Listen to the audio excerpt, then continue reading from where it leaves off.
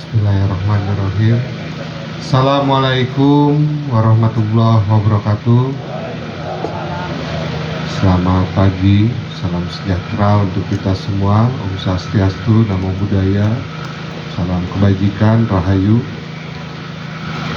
Yang sama-sama kita muliakan, kita hormati para tokoh agama, lintas agama yang hadir pada pagi menjelang siang hari ini, tokoh Muslim, tokoh Katolik, Protestan, Hindu, Buddha, Konghucu.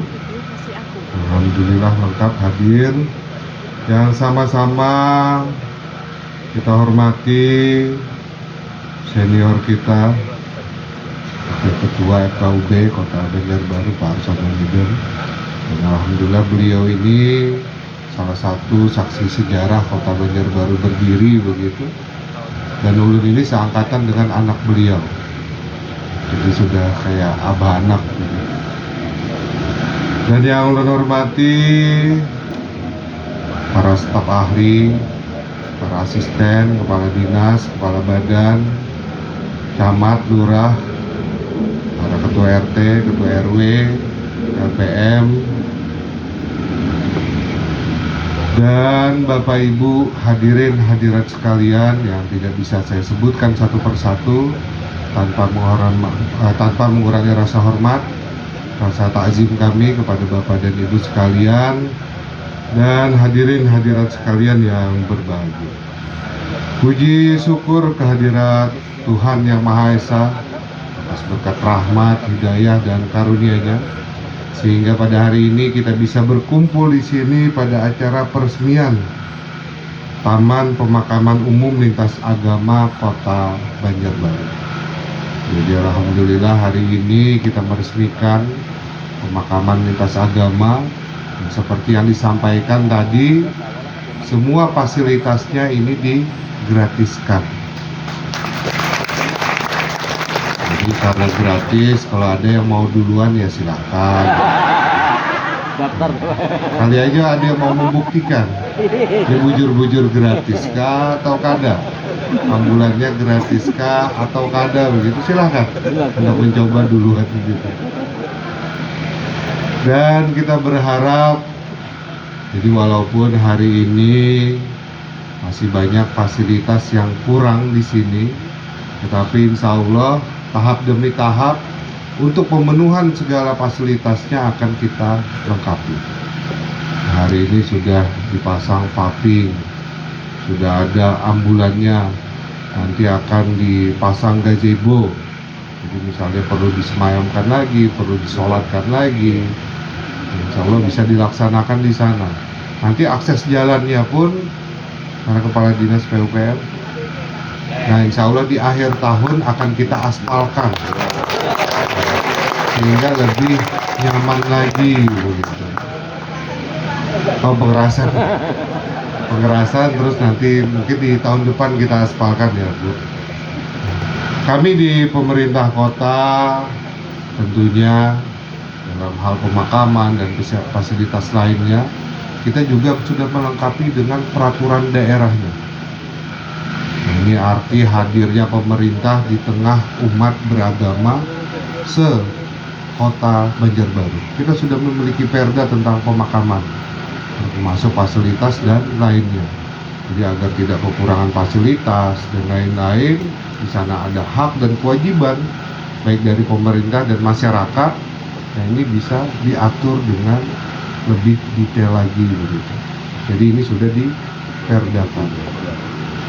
Dan kami juga mengadakan lahan ini selain arti hadir dari pemerintah kepada masyarakat. Nah, kita ingin menata Kota Banjarbaru. Tadi disampaikan oleh Pak Arsono gitu, bahwa pembangunan, bahwa kemajuan Kota Banjarbaru ini begitu cepat dan begitu pesat. Nah, kita tidak ingin pemakaman ini terhambur kemana-mana. Di tengah perumahan ada makam, di tengah kota ada makam dan lain-lain. Nah, kita ingin merapikan, kita ingin menata kota kita agar rapi, agar bagus, agar nyaman begitu. Nah, tolong disosialisasikan bahwa ada pemakaman oleh pemerintah Kota Banjarbaru dan ini gratis. Ini untuk mengurangi beban masyarakat juga. Dan kita juga ingin menunjukkan bahwa Kota Banjarbaru yang heterogen, multi agama, multi etnis, nah kita hidup rukun bersama begitu.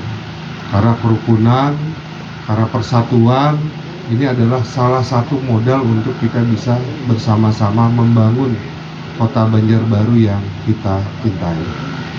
Jadi sebenarnya ada dua lahan yang sudah kita sediakan, pertama di sini, yang kedua ada di Bangkal. Jadi memang di Bangkal ini belum siap lahannya, tetapi posisinya alhamdulillah juga cukup bagus begitu. Kalau di sini di samping rawa, tetapi alhamdulillah tanahnya kering. Kalau di sana di atas perbukitan. Jadi kalau ada yang meninggal di atas bukit, ya kan, view-nya bagus, bisa di Bangkal begitu. Kalau yang ingin basah-basahan sedikit ya di sini begitu. Bapak dan Ibu hadirin hadirat sekalian yang berbahagia. Jadi dengan majunya Kota Banjarbaru secara cepat dan pesat, tentunya kami di pemerintah Kota Banjarbaru juga mencoba untuk melengkapi segala fasilitas. Hari ini ada pemakaman yang gratis. Insya Allah Dinas Perhubungan di akhir tahun, nah ini akan melengkapi angkutan publik secara gratis juga. Jadi kalau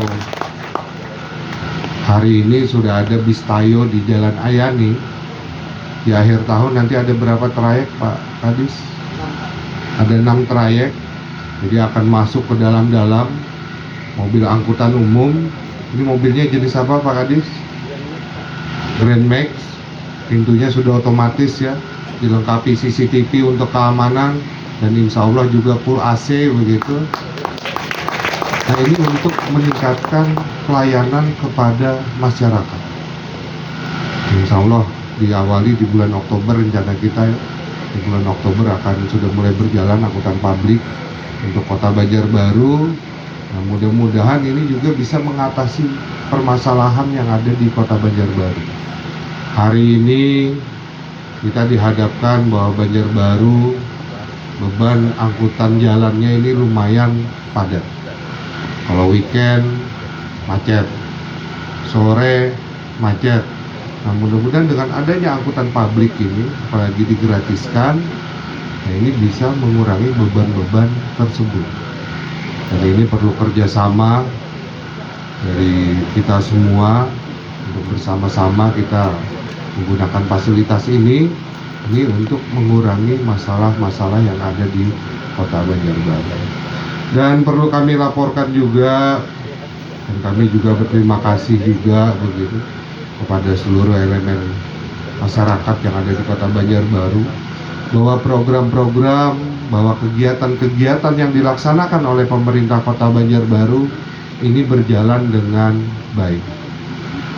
Jadi alhamdulillah ada program RT Mandiri, ini berjalan sudah di 180 RT, ini berjalan dengan baik, dan mudah-mudahan bisa terus bergulir, dan tentunya ujungnya adalah kesejahteraan masyarakat. Kita juga sudah menjalankan program home care. Mungkin ini satu-satunya di Kalimantan Selatan yang lengkap ya. Jadi kita home care, pemeriksaan kesehatan gratis di rumah untuk para lansia, untuk para disabilitas yang ada di Kota Banjarbaru. Jadi kalau perlu pemeriksaan oleh dokter, dokter yang datang ke rumah. Kalau perlu perawatan oleh perawat yang datang ke rumah, dan obat-obatannya pun diantar langsung ke rumah. Dan ini 100% juga gratis oleh pemerintah Kota Banjarbaru. Masih di home care juga untuk lansia dan disabilitas yang tidak mampu. Jadi tidak mampu, pertama mendapatkan makanan siap saji 2 kali sehari. Mungkin ini di Kota Banjarbaru aja begitu ya yang ada. Jadi 2 kali sehari mendapatkan makanan siap saji oleh Dinas Sosial. Terus juga setiap bulannya yang tidak mampu, nah ini mendapatkan paket sembako. Dan untuk disabilitas yang tidak mampu, mungkin karena geraknya agak kurang dibanding kita begitu. Nah, ini kita bantu dengan insentif setiap bulannya. Jadi untuk mengurangi beban, baik beban hidup dan rumah tangga dan lain-lain, kita berikan insentif begitu. Nah, ini alhamdulillah sudah berjalan. Dan berdasarkan data yang mendapatkan program home care pemeriksaan, rata-rata setiap tahunnya ada 1.400 warga.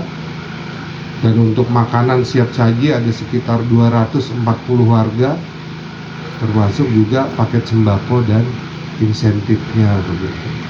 Alhamdulillah ini juga sudah berjalan. Dan kita juga sudah memulai program beasiswa. Kota Banjarbaru dulu dikenal sebagai kota pendidikan, dan memang hampir semua perguruan tinggi itu ada di Kota Banjarbaru. Jumlah sekolah juga terbanyak, apalagi untuk sekolah keagamaan di Kota Banjarbaru. Tetapi kemarin belum ada beasiswa. Tahun 2022 kita sudah mulai program beasiswa. Tahun 2022 yang lalu ada 9 mahasiswa yang kita berangkatkan ke luar negeri. Ada yang ke Yaman, ada yang ke Mesir dan sebagainya, untuk melanjutkan pendidikan baik S1, S2, dan S3, baik umum maupun keagamaan. Ada 2 jalur untuk mendapatkan program beasiswa ini. Yang pertama jalur tidak mampu, terus juga ada jalur prestasi. Dan alhamdulillah juga pemerintah Kota Banjarbaru kita sudah menjalankan program digitalisasi. Dimana Kadiskominfo ini tadi ada. Nah, jadi beliau ini sudah membuatkan aplikasi. Jadi ada namanya Idaman Publik.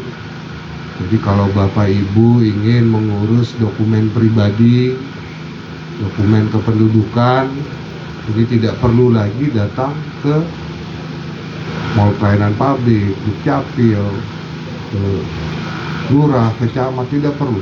Cukup buka aplikasi. Idaman Publik. Nah, ini sudah bisa mengakses segala pelayanan misalnya. Dan kita juga sudah ada aplikasi Mall Pelayanan Publik Digital. Jadi kalau Bapak Ibu pengusaha, para pelaku usaha ingin menjalankan usahanya secara legal, mengurus perizinan, segala perizinan, ini tinggal buka aplikasi sudah bisa mendapatkan pelayanan perizinan begitu. Namanya Mall Pelayanan Publik Digital Kota Banjarbaru. Kita sudah launching pada saat bulan mana Pak Bambang? Bulan apa kemarin? Bulan April ini sudah kita launching. Dan kita pun di internal pemerintah Kota Banjarbaru sudah memiliki yang namanya aplikasi Idaman Office. Jadi ulun misalnya mau lihat dana Kota Banjarbaru pemasukan hari ini berapa, ulun tinggal buka di monitor. Duit pemerintah Kota Banjarbaru hari ini keluar berapa. Nah, ini kelihatan semua, Pak. Jadi semua pengelolaan keuangan ini bisa dimonitor secara langsung. Jadi misalnya Pak Joko bayar PBB 1 miliar misalnya. Nah, itu langsung kelihatan di monitor begitu. Nah, kita ingin menyesuaikan dengan perkembangan zaman, kemajuan teknologi dalam mengelola pemerintahan ini. Dan alhamdulillah ini sudah berjalan dengan baik. Dan banyak program-program lainnya yang sudah kami jalankan. Misalnya, saya nggak tahu di sekolah Pak Joko termasuk yang kerjasama dengan Cambridge ya? Belum ya? Jadi ada 70 sekolah SD dan SMP di Kota Banjarbaru yang nantinya akan bersertifikasi internasional. Kita bekerja sama dengan Cambridge University di London untuk melaksanakan sertifikasi, baik sekolahnya, gurunya, agar standar internasional. Apa gunanya? Gunanya. Jadi tujuan akhirnya adalah kita ingin membangun generasi muda kita yang tangguh, yang hebat, yang mampu bersaing dengan anak-anak daerah lainnya.